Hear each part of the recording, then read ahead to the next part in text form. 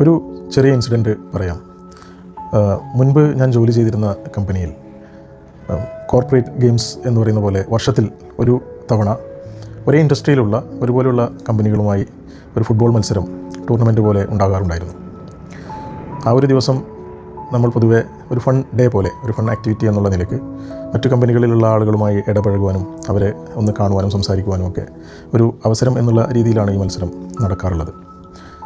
Fun activity എന്നതുകൊണ്ട് തന്നെ സ്വാഭാവികമായും കുടുംബങ്ങളും കുട്ടികളും സുഹൃത്തുക്കളും പരിചയമുള്ളവരൊക്കെ ക്ഷണിക്കപ്പെടുകയും അവരൊക്കെ കളി കാണാൻ വരികയും ചെയ്യാറുണ്ടായിരുന്നു. ഫുട്ബോൾ മത്സരം എന്നതുകൊണ്ട് തന്നെ വരുമ്പോൾ കുട്ടികളും കയ്യിൽ ഒരു ചെറിയ ഫുട്ബോളൊക്കെ കരുതിയിരുന്നു.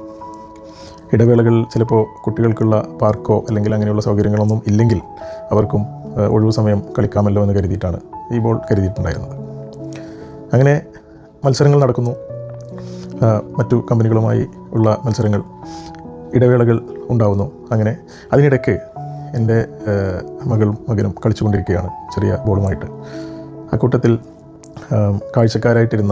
ഉണ്ടായിരുന്ന ചില സുഹൃത്തുക്കൾ ഇടയ്ക്ക് അവരുടെ കയ്യിൽ നിന്നും ബോളൊന്ന് വാങ്ങി അവരും തട്ടി കളിച്ചിരുന്നു.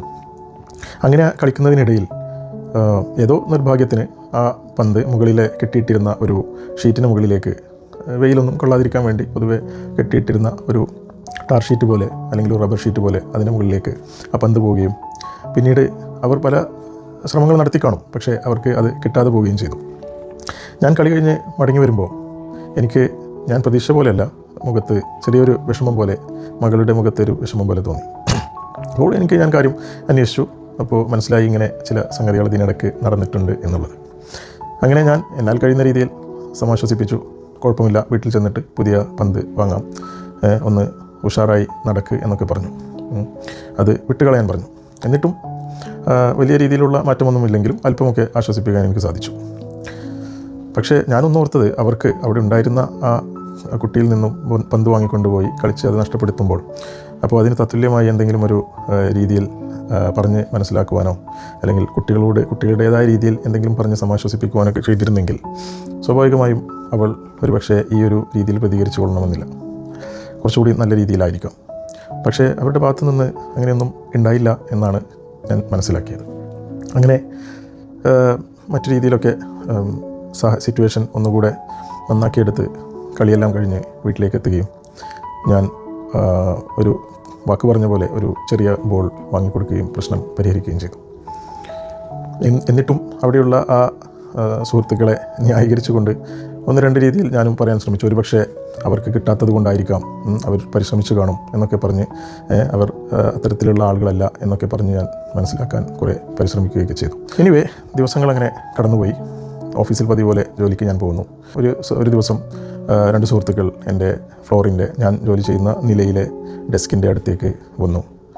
ഞാൻ വിചാരിച്ചു, സ്വാഭാവികം പലപ്പോഴൊക്കെ മറ്റു പല നിലകളിൽ നിന്നും ആളുകൾ അങ്ങോട്ടും ഇങ്ങോട്ടുമൊക്കെ ഒരു കമ്പനി ആകുമ്പോൾ പാസ് ചെയ്യുമല്ലോ. അവർക്ക് ചിലപ്പോൾ അവിടെ ആരെങ്കിലും കാണാനുണ്ടാവാം, മീറ്റിങ്ങുകൾ ഉണ്ടാവാം, അങ്ങനെ ഉണ്ടാകാറുമുണ്ട്. അങ്ങനെ ഒരു പതിവ് ഹായ് ബായ് എന്നേ ഉദ്ദേശിച്ചിരുന്നുള്ളൂ. എൻ്റെ അടുത്ത് വന്ന് അദ്ദേഹം കുശലം പറയുകയും വിശേഷങ്ങൾ അന്വേഷിക്കുകയൊക്കെ ചെയ്തിട്ട് പിന്നീട് അദ്ദേഹത്തിൻ്റെ കയ്യിൽ നിന്നും ഒരു പ്ലാസ്റ്റിക് ബാഗ് എടുത്ത് എൻ്റെ കയ്യിലേക്ക് വെച്ച് തന്നു. എന്നിട്ട് പറഞ്ഞു, അപ്പോൾ ഞാൻ സത്യം പറഞ്ഞാൽ സീറ്റിൽ നിന്ന് ഒന്ന് എണീക്കുകയും ചെയ്തു, കയ്യിലൊരു കവറൊക്കെ കണ്ടപ്പോൾ. അങ്ങനെ ആ പ്ലാസ്റ്റിക് ബാഗിൽ നിന്ന് ഒരു ബോൾ എൻ്റെ കയ്യിലേക്ക് എടുത്തു തരികയാണ് അദ്ദേഹം.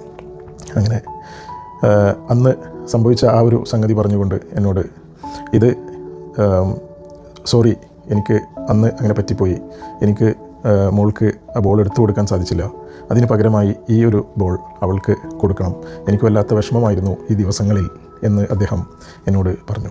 തീർച്ചയായും ആ ഒരു നിമിഷം ചെറുതായി ഞാനും ഒന്ന് സ്തബ്ധനായി. ഇതൊന്നും അത്ര വലിയ കാര്യമല്ലല്ലോ, അതൊക്കെ അപ്പോഴേ നമ്മൾ എഴുതി കളഞ്ഞ വിഷയമല്ലേ, എഴുതി തള്ളിയ വിഷയമല്ലേ എന്ന രീതിയിൽ ഞാനും അദ്ദേഹത്തോട് പറഞ്ഞു. നമ്മുടെ വീട്ടിലുള്ള ആ ഒരു വിഷമത്തെക്കുറിച്ച് അല്ലെങ്കിൽ മകളുടെ ആ ഒരു വിഷമത്തെക്കുറിച്ചൊന്നും അദ്ദേഹത്തോട് പറഞ്ഞില്ല. തീർച്ചയായും അദ്ദേഹം ആ ഒരു ക്ഷമാപണത്തോടു കൂടി പന്ത് നൽകിയും സന്തോഷത്തോടു കൂടി അത് നൽകിയും മകളെ ഏൽപ്പിക്കാൻ പറയുകയും ചെയ്തു.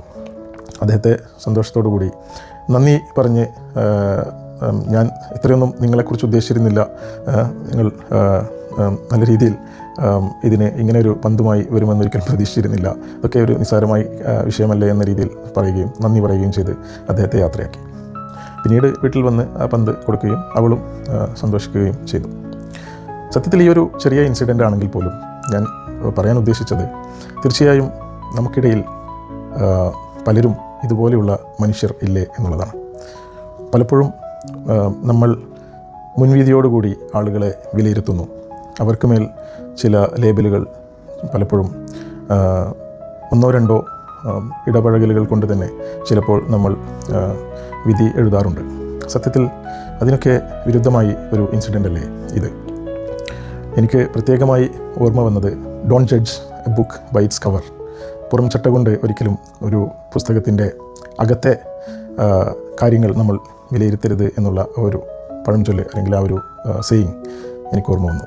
അതോടൊപ്പം മുഹമ്മദ് നബി നമ്മളോട് പറഞ്ഞിട്ടുണ്ടായിരുന്നു, ഊഹങ്ങളിൽ മിക്കതും തെറ്റാണ് എന്നത്. അതും ഈ കൂട്ടത്തിൽ നമുക്ക് തീർച്ചയായും ഓർക്കാവുന്നതാണ്. അതാണ് പറയുന്നത്, പലരും അങ്ങനെയാണ്. ഉള്ളിൽ ഒരുപാട് നന്മകളുമായി ഉള്ള എന്നാൽ ആളുകൾക്ക് തിരിച്ചറിയാൻ സമയമെടുക്കുന്ന രീതിയിലുള്ള ആളുകൾ എത്രയോ നമുക്കിടയിലുമുണ്ട്. തീർച്ചയായും ഇനി നമ്മളുടെ ഇടപെടലുകളിലും ഒരാവർത്തി പെട്ടെന്ന് മുൻവിധികളിലേക്ക് പോകുന്നതിന് മുൻപ് യഥാർത്ഥത്തിൽ ഓരോ വ്യക്തിയെയും അല്ലെങ്കിൽ ആ വ്യക്തിയെ എനിക്ക് യഥാർത്ഥത്തിൽ അറിയുമോ എന്ന് ഒരിക്കൽ കൂടി ഓർത്തുകൊണ്ട് നമുക്കും നമ്മളുടെ ഇടപെടലുകൾ നന്നാക്കാൻ കഴിയട്ടെ എന്നുകൂടി പറഞ്ഞുകൊണ്ട് ഈ ഒരു ചെറിയ സ്റ്റോറി നിങ്ങൾക്ക് ഇഷ്ടപ്പെട്ടു കാണും എന്ന് കരുതുന്നു. ഇതിലും നല്ല അല്ലെങ്കിൽ ഇതുപോലെയുള്ള ചെറിയ വലിയ സ്റ്റോറികളുമായി വീണ്ടും എക്സ്പോഷർ പോയിൻ്റ് നിങ്ങളുടെ മുൻപിലേക്ക് വരും. Thank you.